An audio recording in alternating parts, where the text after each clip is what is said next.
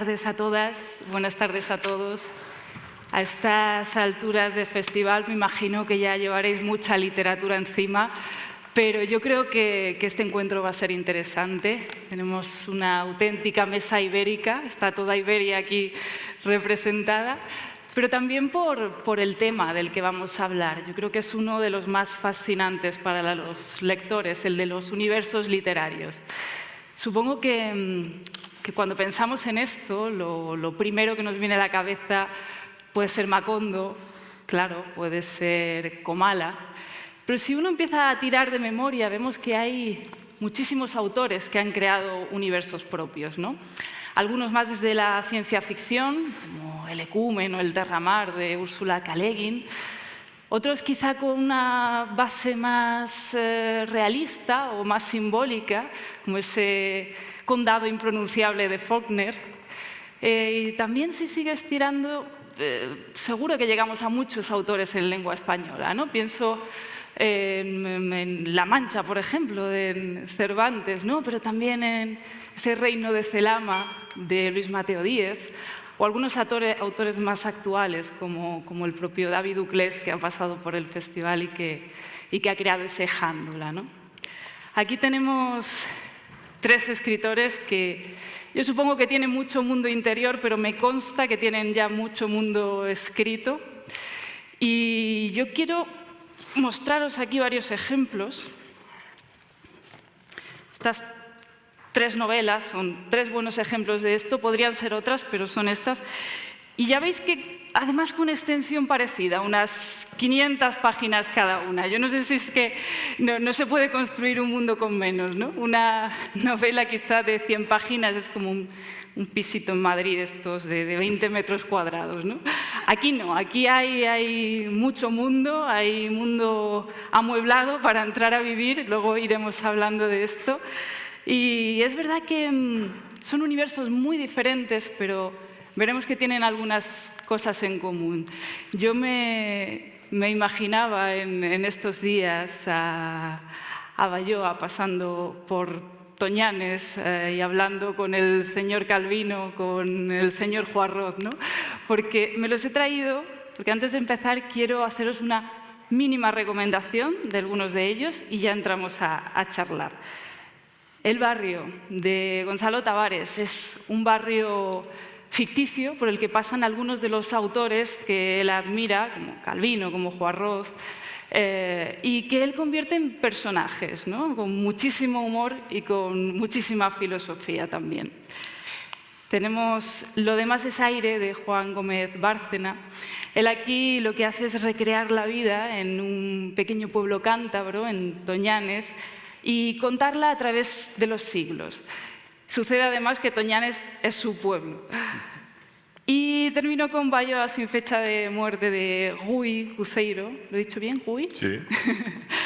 Pues esta es una novela que nos sitúa en un pueblo ficticio y a partir de ahí se habla de la memoria, de la despoblación, pero sobre todo, y de manera muy original, de la muerte. Entonces, a mí me gustaría, bueno, primero daros las gracias por estar aquí, por la charla, pero que empezáramos hablando de esos universos cruzados. Yo me imagino que en vuestros mundos, en los mundos que habéis creado, estarán de alguna manera los mundos de otros autores, ¿no? Esto es una idea muy borgiana, lecturas dentro de lecturas. Contadnos qué autores, qué mundos son los que os han dejado más huella a vosotros. Empieza, Rui, si quieres, que sí. Eres el que está aquí más cerquita. Hola, buenas tardes. Muchas gracias por invitarme a venir aquí. Este es el momento en el cual pienso que estoy más cerca de José Saramago, porque los dos hablamos o intentamos hablar portuñol. Entonces vamos a intentar y espero que podáis entender lo que voy a decir. En primer lugar, cuando se habla de un mundo propio, un mundo literario, ¿qué es un mundo propio? La originalidad absoluta no existe. todo lo que hacemos en nuestros libros es como que una construcción colectiva. Entonces, la literatura es una construcción colectiva. Las novelas son una construcción colectiva. Todos somos, y también lo que escribimos, resultado de las lecturas que hacemos. Entonces, cuando nos preguntas por los libros que tienen influencia en lo que hacemos, puedo hablar de muchos. No sé si podemos encontrarlos en lo que hago, pero la influencia es otra cosa. Es como que ¿cómo se dice? Una luz que procuras seguir. Estamos en España, podría hablarte de Camilo José Cela, podría hablarte de un escritor que ha estado aquí, que me gusta muchísimo, que es Julio Llamazares.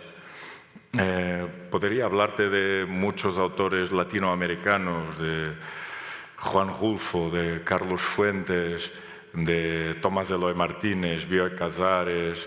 Podría hablarte de Vargas Llosa, que yo pienso que es lo más perfecto de todos, de Gabo también, claro. Y de otros autores de otras escuelas, como Calvino, sobre lo cual Gonzalo ha escrito en ese proyecto que se llama El Barrio, que es hermosísimo, es un proyecto maravilloso. Podría hablarte de Lawrence Stern, yo pienso que es uno de los mayores de toda la historia de la literatura. Tristram Shandy es un libro gigante, pero pienso que para empezar son algunos nombres. Está muy bien, está muy bien. ¿Qué podéis añadir vosotros?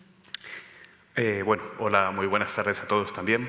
En mi caso fue muy relevante cuando empezaba a leer, digamos, literatura para adultos, Torrente Ballester, por Los gozos y las sombras, que por cierto de cerca de la frontera de Portugal. Esa visión que hace de este pueblo inventado, ¿no? Puebla Nova del Conde, pero que tiene elementos de pueblos reales, a mí me fascinó y ha sido siempre un sueño que yo tenía, el poder hacer una crónica un poco especial de un pueblo real, ¿no? Y en ese sentido siempre pesó en mí. Y también, bueno, uno de los autores que has citado, Juan Rulfo, con su Comala, que creo que también lo leí en esa época y lo que me hizo ver es que los elementos fantásticos, lejos de ser una evasión de la realidad, podían ser herramientas para contar mejor la realidad, para contarla desde otro ángulo. Y desde ese otro ángulo, iluminar aspectos de la realidad que no vemos cuando la habitamos, ¿no? Y esos dos elementos para mí fueron muy importantes porque de alguna manera se combinaron en el intento que yo hacía en Lo demás es aire, ¿no? de captar desde una perspectiva cuasi fantástica.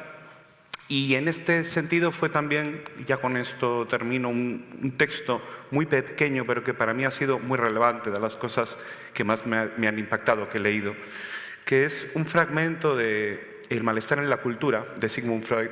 Siempre me ha interesado mucho la literatura de Freud, más allá de lo que pensemos de sus teorías. Hay un momento en el que él quería explicar cómo era la psique humana y decía que lo inexplicable de la psique humana es que en ella nunca desaparece nada y que nosotros no la podemos comparar con ningún otro aspecto físico o ningún mapa porque, por ejemplo, en la construcción de una ciudad tenemos que derribar un edificio para que se construya otro. En la psique humana no. Tú puedes ser un niño y un adulto y puedes amar y puedes odiar simultáneamente. Y entonces en un momento él ponía el ejemplo de cómo sería la psique humana si fuera la ciudad de Roma. Y describe en un pasaje maravilloso cómo seríamos unos paseantes que podemos ver el Castelo de San Angelo, pero al mirar el Castelo de San Angelo vemos el campo que había antes de que se construyera, vemos una empalizada, vemos cuando fue derribado por los godos, vemos cuando fue reconstruida en el Renacimiento. Y decía, bien, si pudiéramos ver esto, esto sería ver la psique humana. Este pasaje fue muy importante para mí porque fue lo que me llevó a fusionar estos tres elementos y dije, lo que yo necesito es una novela donde el tiempo no exista, donde podamos ver al mismo tiempo todos los aspectos, digamos holísticamente y como en capas, de un mismo lugar. Y ahí es donde, de alguna manera, cuajó para la escritura de Lo demás es aire. Bien, muchas gracias por la invitación. Como mi amigo Rui ha dicho, yo también hablaré un portuñol terrible, perdona. Por veces hay algunas palabras que nos parecen la misma y son distintos. Por ejemplo, espantoso en portugués significa muy bueno. Está bien advertido. Y es muy conocido un crítico portugués que veo a España presentar un libro y estuve siempre repitiendo que era un libro espantoso, espantoso. Y toda gente un poco incomodada. Pero hay algunas palabras que son próximas y tal vez ayudan a explicar un poco estas cuestiones de los mundos.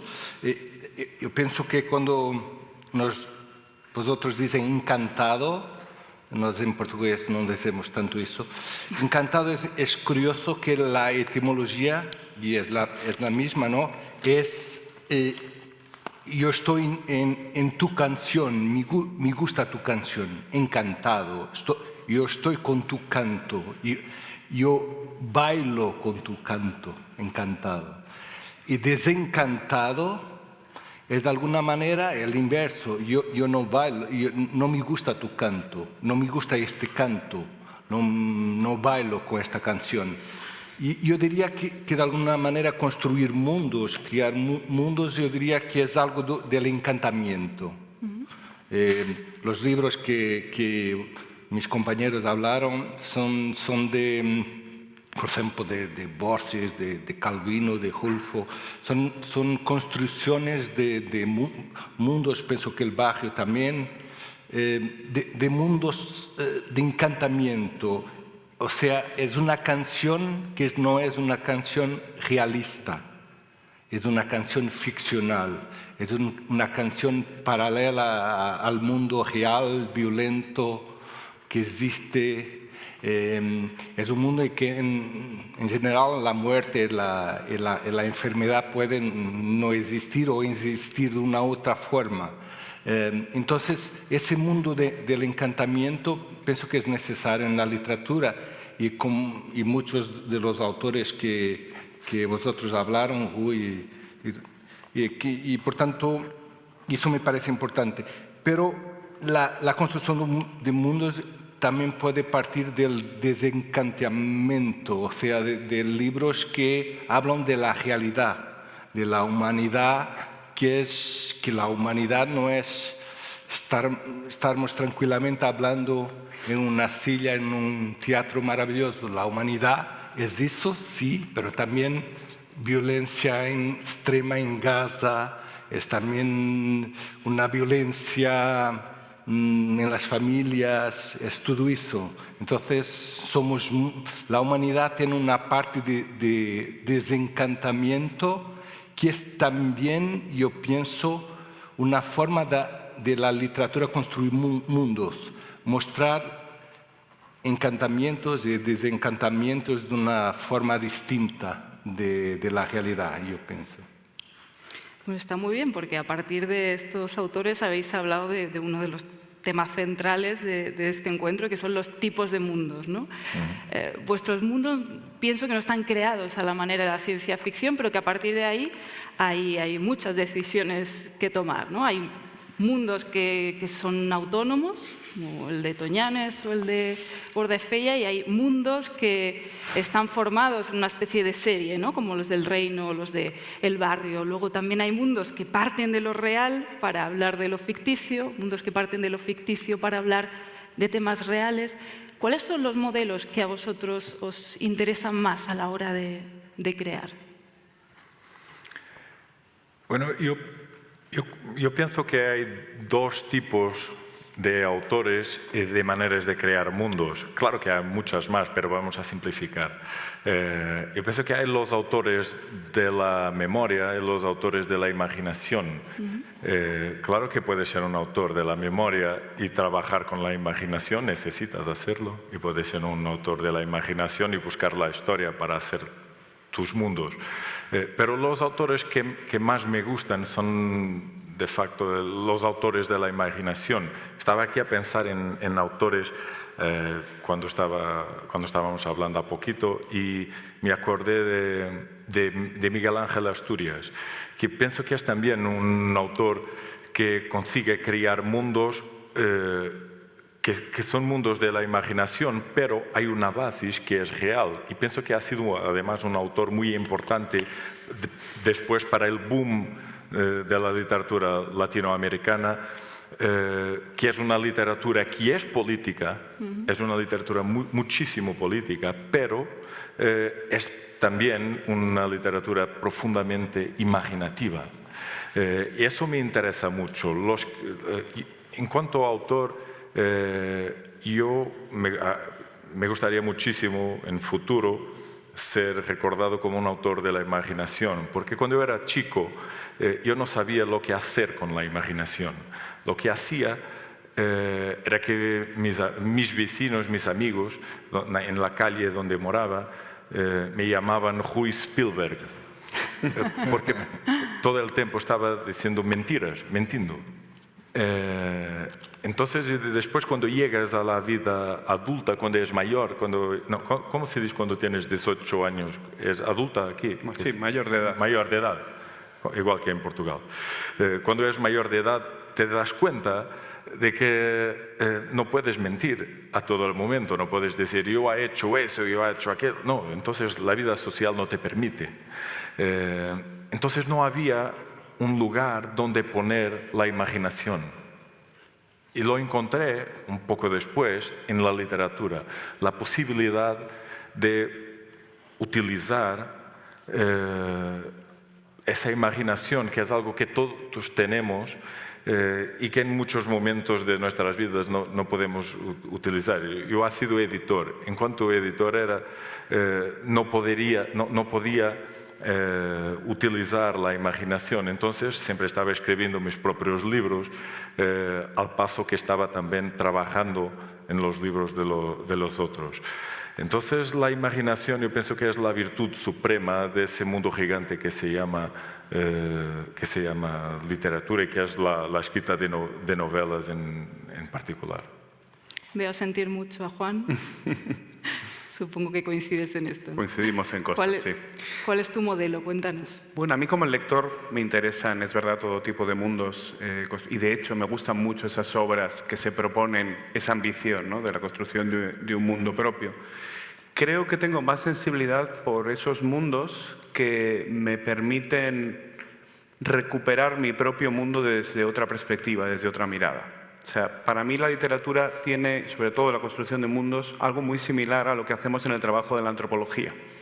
Tú te vas a una cultura ajena que aparentemente no se parece en nada a ti, parece que todo es extraordinario y casi surrealista desde el punto de vista de la sociedad de la que partes, pero cuando pasas un tiempo en esa isla descubres que hay ciertos elementos que son comunes y que los elementos distintos te llevan a repensar por qué son propios tus propios rasgos, ¿no? Entonces regresas enriquecido. Eso es algo que me interesa mucho como lector.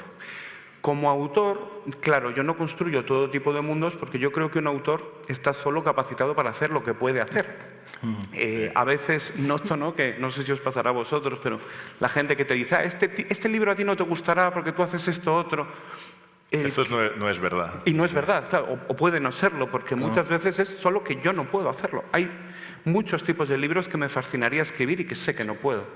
Y entonces, claro, ¿qué es lo que yo puedo hacer? Lo que yo me he dado cuenta que puedo hacer es construir mundos donde lo fantástico no tenga un papel importante. De hecho, casi todos, ya sea Lo demás es aire o Ni siquiera los muertos, son libros que se pueden leer 99% en clave realista, pero siempre hay un elemento que tiene que ver con la mirada que es fantástico y que casi siempre tiene que ver con poner en suspenso una pequeña regla, solo una, porque esa puesta en suspensión permite una relectura distinta del mundo.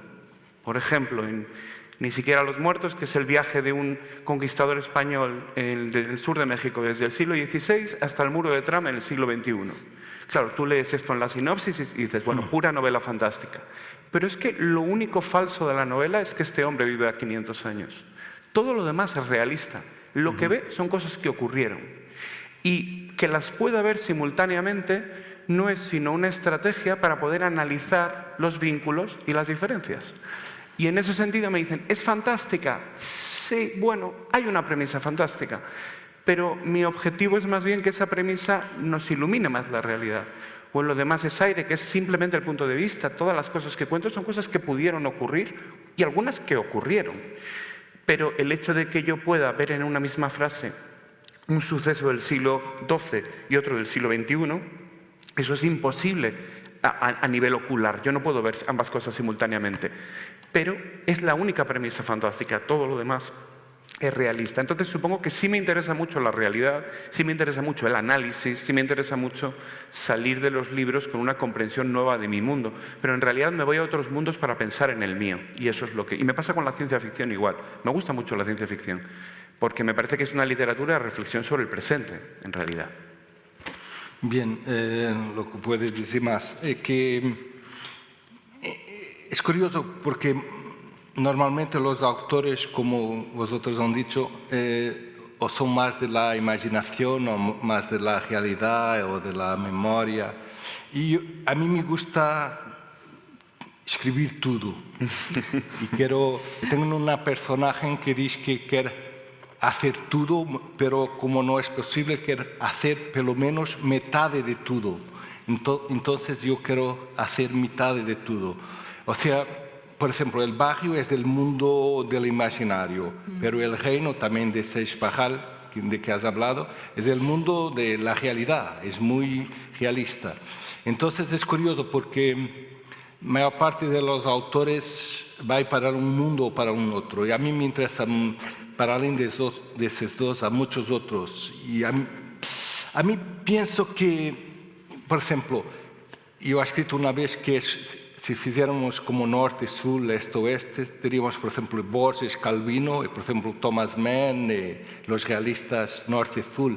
Teríamos, por ejemplo, Joyce, la cuestión del sonido de la lengua, la importancia de la lengua, y, por ejemplo, algo más de pensamiento. O sea, a mí me gusta mucho la idea de poder intentar los 360 grados. Y lo único constante es la idea de ficción. No me atrae, no tengo ninguna atracción por hacer algo sobre mí propio. Tal vez estoy hablando esto y estoy lembrando de una excepción, Diario de la Peste, de la pandemia, Diario de la Peste. No sé si pienso que ha salido en España. Diario de la Peste, sí, sí. ¿Ha salido en España? Yo creo que sí, ¿no? Sí, pienso que sí, sí. No, pero ahí hablo un poco de... Es un diario, entonces por veces hablo un poco de mí. Pero la idea de ficción es una idea maravillosa. Y es una idea de crear algo que no es tu vida. Puede ser realista, imaginario, de la memoria, de abrir la ventana, pero no es tu propia vida circular, y eso me interesa, porque es una potencia de poder poner en la cabeza imágenes que no has visto. Eso es inacreditable. Es un cinema privado potencialmente infinito, y eso es la ficción, ¿no? Y eso me atrae mucho. ¿Puedo decir una cosa? Porque lo que Gonzalo está diciendo es muy importante. Yo rechazo por completo la idea de que, muy en boga hoy, de que solo puedes escribir sobre cosas que conoces muy bien, con cosas con las cuales hay una identificación racial, sexual, nacional o política. Eso no hace sentido, porque eso no es... La ficción es el opuesto, es cuando... Hablas hablas desde la perspectiva del otro. Del otro, claro. Y ese es un ejercicio de empatía brutal. Claro. Necesitas tener imaginación, necesitas... Y en términos éticos y políticos me parece muy importante que estrenar o que puede sentir una niña de 6 años, de un hombre de 70 años, etc. Necesitas tener flexibilidad moral. Sí, claro. Para hacerlo, sí. No, eso se puede acrescentar algo, es que la idea de políticamente correcto, la idea de, por ejemplo, del lugar de la habla, no sé cómo se Es como decimos en portugués. La idea de que, por ejemplo, solo puedes hablar, tener personajes que son, por ejemplo, con tu edad, etc. De una zona, ¿no? El habla concreta, dices. En portugués se dice lugar de fala, el sitio donde hablas. Sí, o sea, sí. solo puedes hablar del sitio donde estás. Sí. O sea, por ejemplo, no podría poner una personaje pobre o negra, etcétera, etcétera. Eso me parece ir contra la base de la ficción. Es eso. Muchas veces yo digo que quien habla así ha quitado lo primero minuto de la primera aula de ficción. La primera aula de ficción se dice, buenas tardes. Ficción tiene autor, narrador, personajes. El autor puede tener 55 años, el narrador puede ser una chica de 6 años, los personajes pueden ser un fascista, una persona blanca, una negra, una de 30 años, 40 años.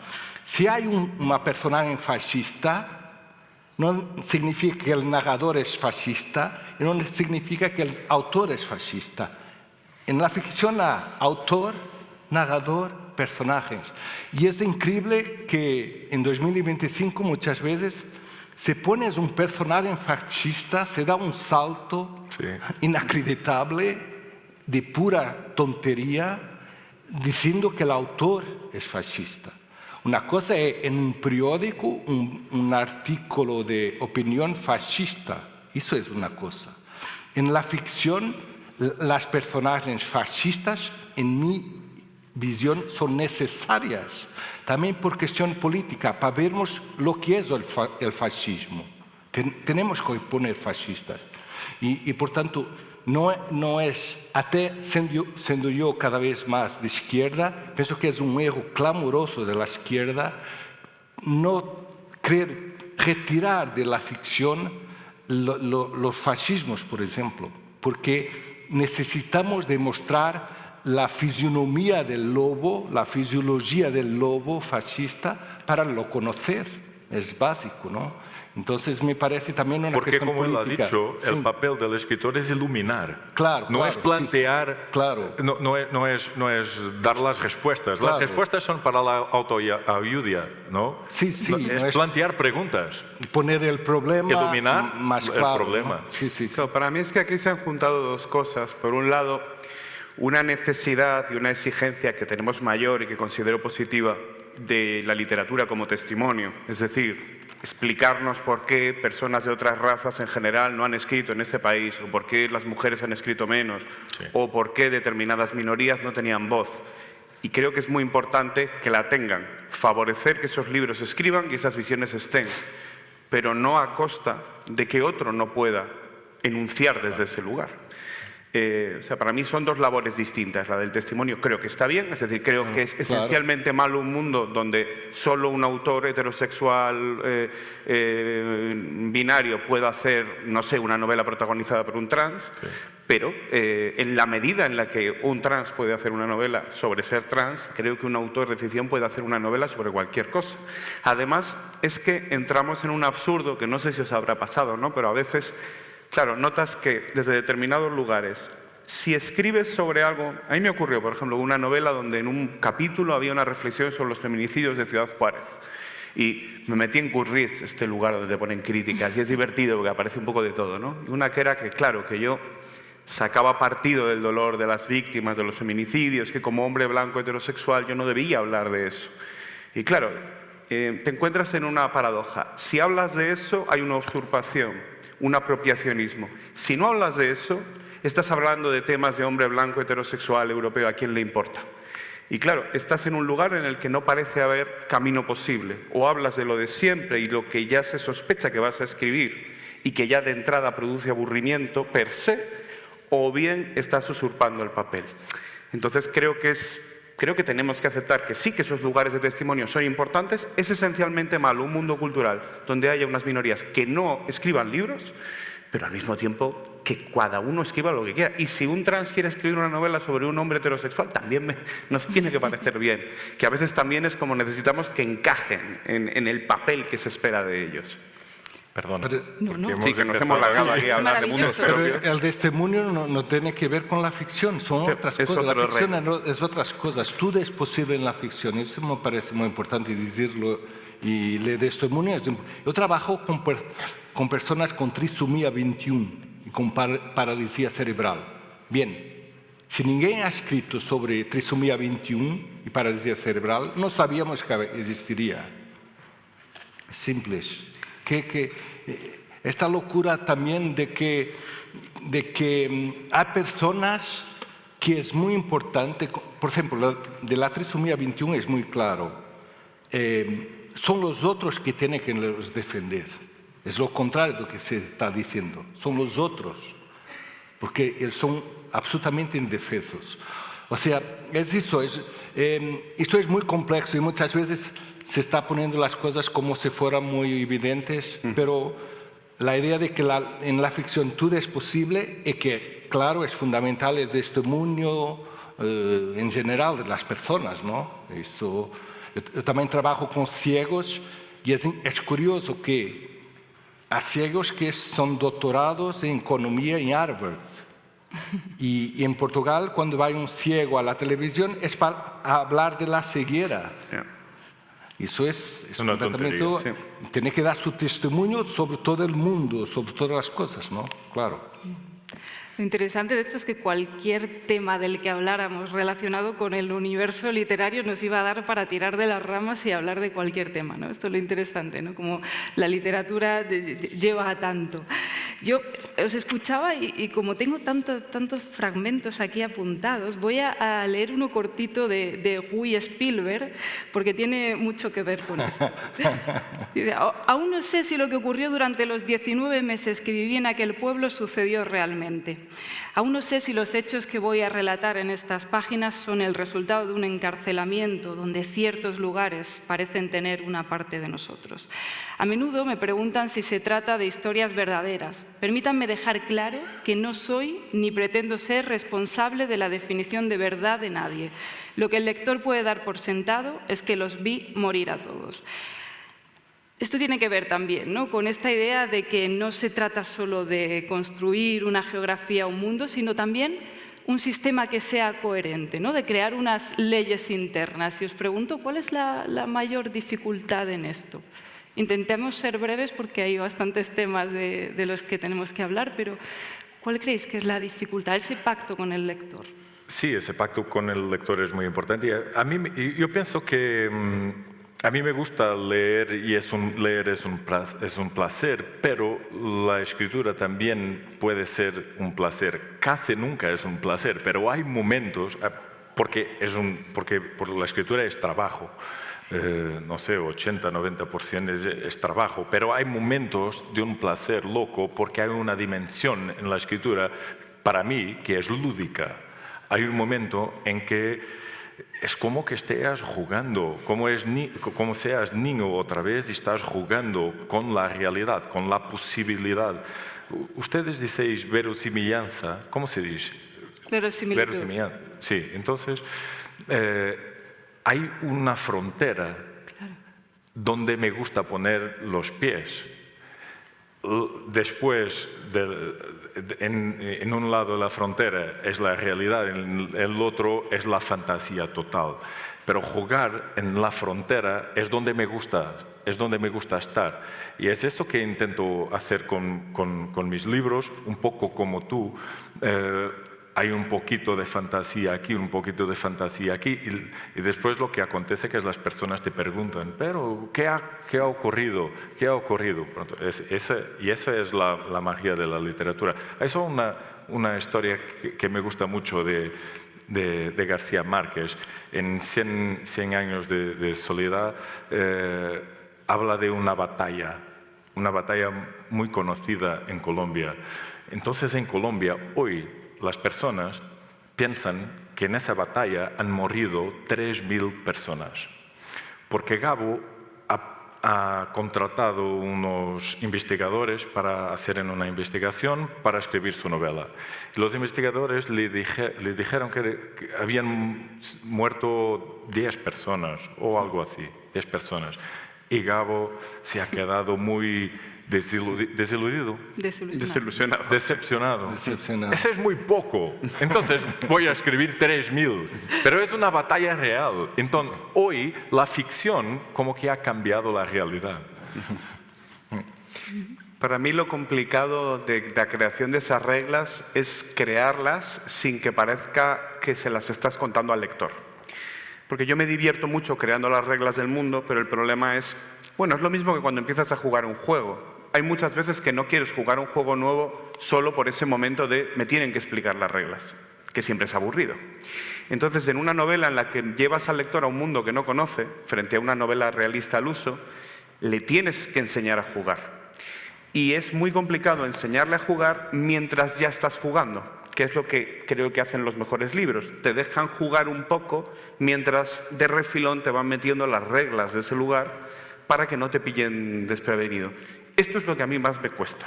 Cómo conseguir que no sea una especie de momento preámbulo de, oye, en mi mundo las cosas son de este modo, estas son las reglas, esto es lo que puede ocurrir, esto es lo que no puede ocurrir. Una vez salvo el momento de enseñar las reglas y jugar un poquito, ahí ya sé que el libro se termina. Pero hay muchos libros que los dejo antes. Sí, bien, como Juan ha dicho, me parece que para mí lo importante, la utopía es que cada libro inicie un nuevo género literario, ¿no? O sea, que yo intento, pelo menos cada serie, que sea algo en que el lector tiene que encontrar una nueva posición en la silla para leer el libro, y en la silla y en la cabeza. Eso me parece fundamental. Y ahí me parece que hay una distinción para mí muy clara y que tiene que ser dita. Yo no soy un vendedor. Fico mucho contento si tengo lectores, preferiría tener más lectores, pero no soy un vendedor. Yo quiero ser un creador. Y eso me parece muy importante, porque cuando tú crías algo que no es totalmente familiar, vas a tener menos lectores.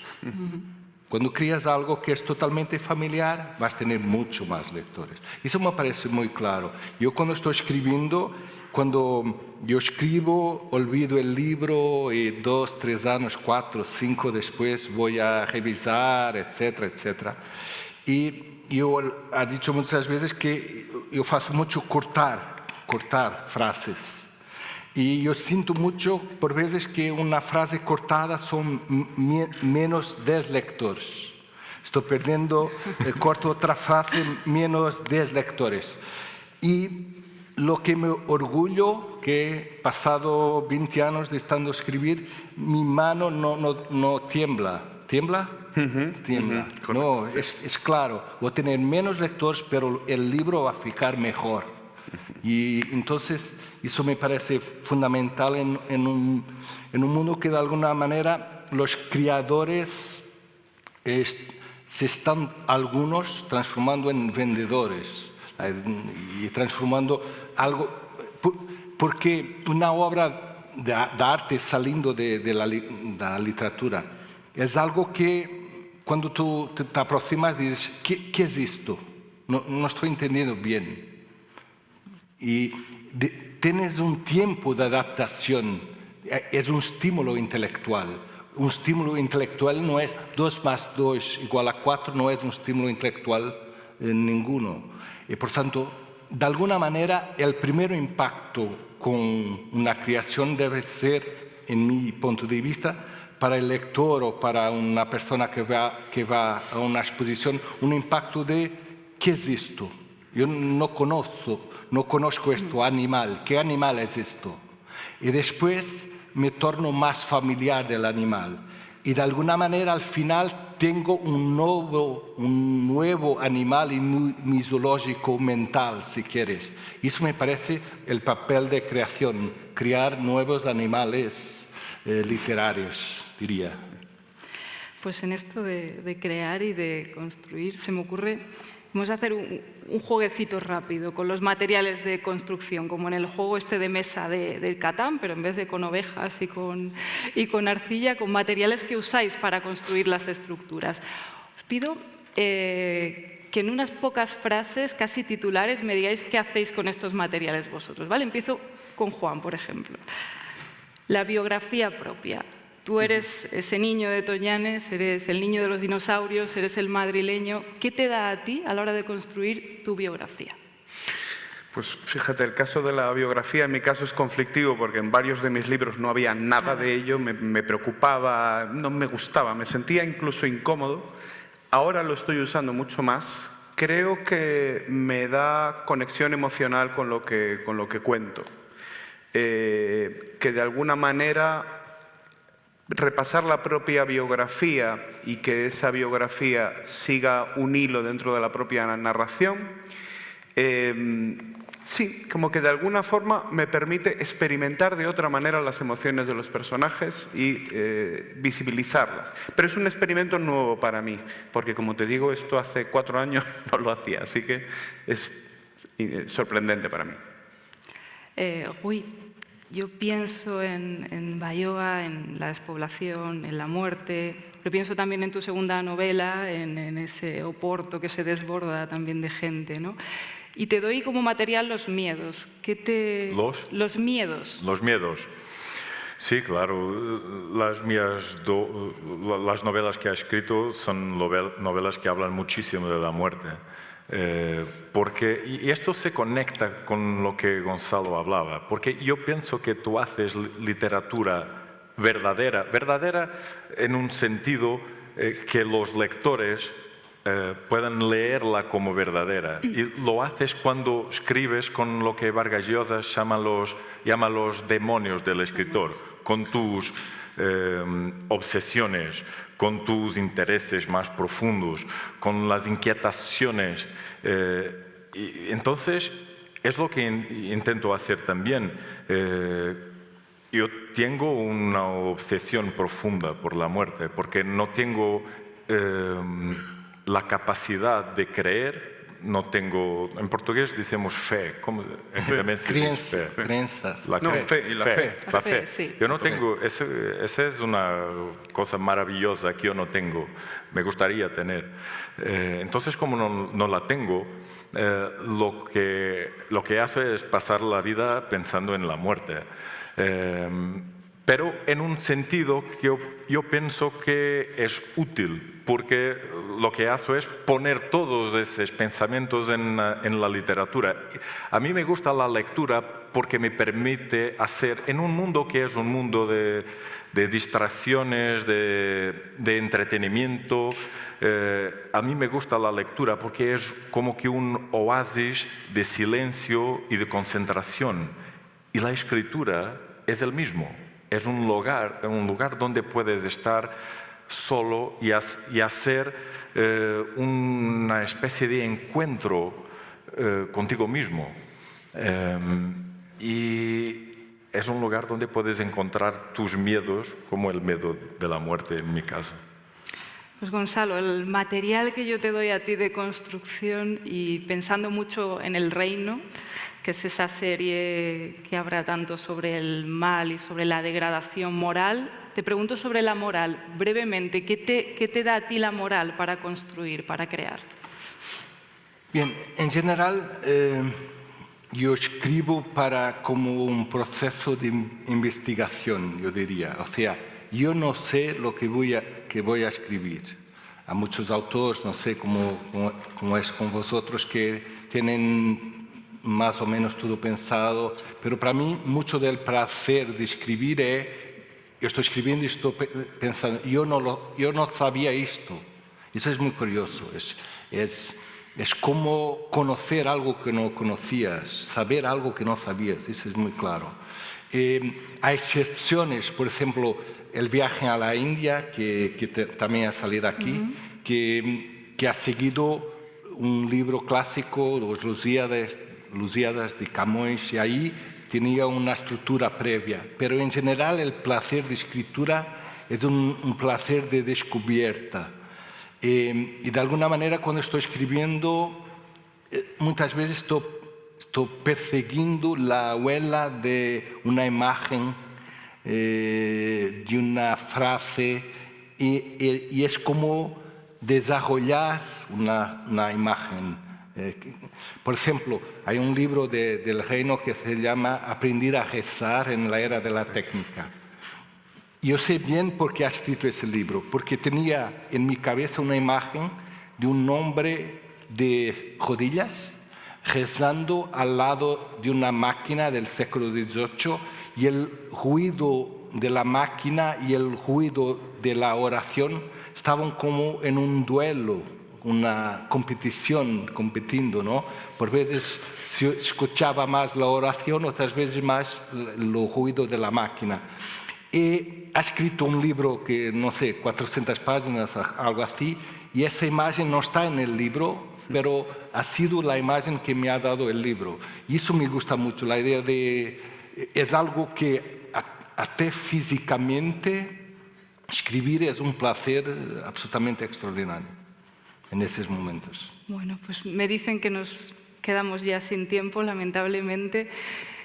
Yo creo que todos nos quedamos con muchísimas ideas, con esta última de Gonzalo, también con que construir mundos es construir animales, con que escribir es también sacar demonios, con que hablar de lo propio es hablar continuamente de los demás.